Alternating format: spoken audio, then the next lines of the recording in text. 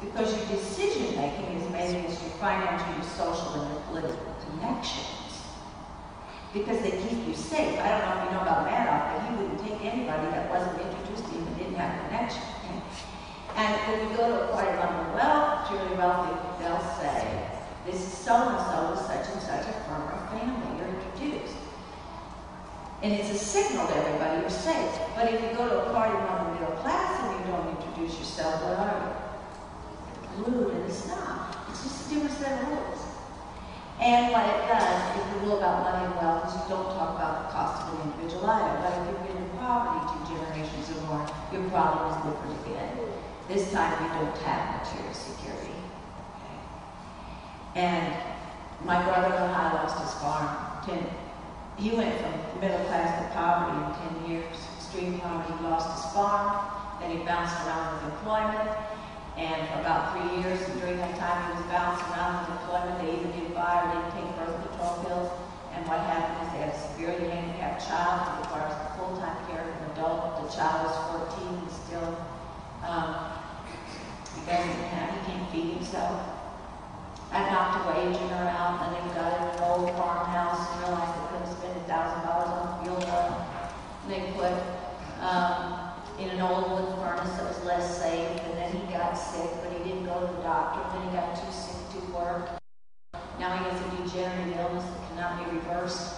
And in America, you have to be out of work for a year before you can get any disability at all. And during that year, you cannot show any income. So what I do is I pay for where he lives. I give him money each month. I have another sister that gives him money, brother that pays the gas, a sister that pays their electricity. And the bottom line is this: in poverty, you make your decisions against 3 things: relationships, entertainment, and survival. You spend your time in survival. People keep you alive, not work. And entertainment takes away the pain.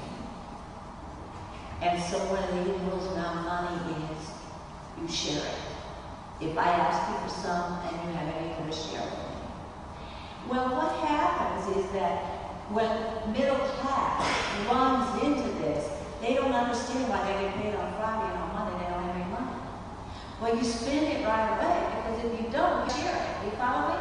So there's no point in saving it. Furthermore, you don't understand money because you've never had any. One of the girls in this neighborhood, she got a checking account. She started writing checks, and they were bouncing everywhere.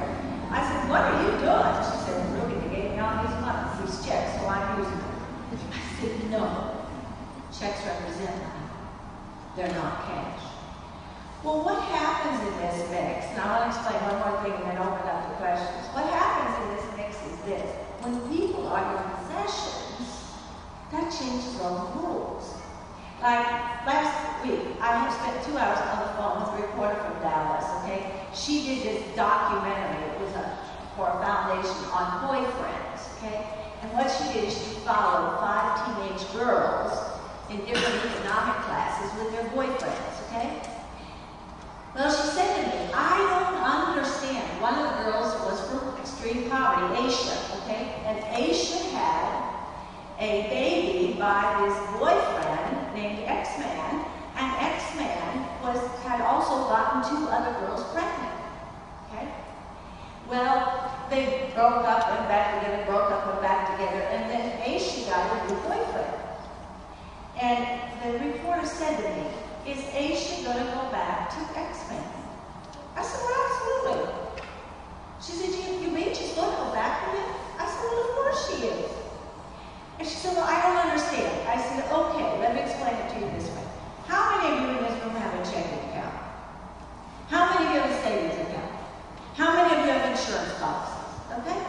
How many of you move money between your checking account and your savings account?" Okay? I said, "Asia's boyfriends are her checking in her savings account, and the baby is her insurance policy." Okay? Here's what's going to happen. When this current boyfriend leaves, which he's going to, okay, then who's her fallback? Who's her savings? X-Man. And what's the baby? Talk to your neighbor. What's the baby represent? Talk to your neighbor. It's okay to talk. Okay. Talk to your neighbor. What's the baby represent? It's her insurance policy. Is she going to get alimony from him? No. But He will, when He's in her life, He will provide resources. Do you follow me? So what happens is people become a resource that you use. So when one person leaves the household, you do what? Bring another one in. Okay. And there's one further issue, and I want to open up the questions. What you have in generational poverty is intermittent work. Okay. There's an African-American sociologist out of University of Chicago. He's brilliant. His name is James Julius Wilson, and he says this: if you want to break a culture, all you have to do is take work away from men, because it changes identity. You see, when you have work, you're a provider. When you don't have work, or it's intermittent, you become a part-time provider. You get lonely, you feel worthless, there's nothing to do, you don't have money for a hobby. You go out and go to the bar, or you go get a cup of coffee, you meet somebody, you're a part-time provider / lover. Okay? By second generation, the two male identities that are most admired in generational poverty, they're not the only two that are there, but the two that are most admired are men who are physical fighters or men who are lovers. And what happens when you're a fighter or a lover, there's periods of time you have to disappear. Talk to your neighbor. Why do you got to disappear periodically if you're a fighter or a lover? Why don't you do that? It's okay to talk. Tell your neighbor. Why do you got to go? Why do you have to go? You're either running from the cops, or what else are you doing? Well, you're running from a lover, or their cousin, or their uncle, or you're going to get beat up, okay? And see, middle class gets so offended about that, okay? Well, this lover business. Well, the bottom line is how you stay alive, okay?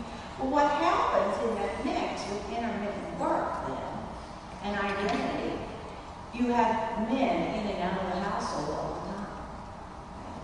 Well, what happens then is you need that man for protection. Let me give you an example. I got this question from a high school counselor. She said, I don't understand. We have poor and wealthy in our building. I don't understand why the girls from poverty will do whatever the boys from poverty tell them to do. But the boys will do whatever the girls from wealth tell them to do. And I said, well, that plays out in real life, okay? I said, look, what does a male have to offer a female in poverty that she can't provide for herself? Physical protection. You gotta have it. But what does a woman in wealth provide that it's much more difficult for the man to provide? Talk to your neighbor. What do you think? Social connection. I sat on a plane by an investment banker, and he said, I got a guy whose wife spends $40,000 a month. And I asked him if that bothered him. He said, no, it didn't bother him at all. I said, well, of course it didn't bother him.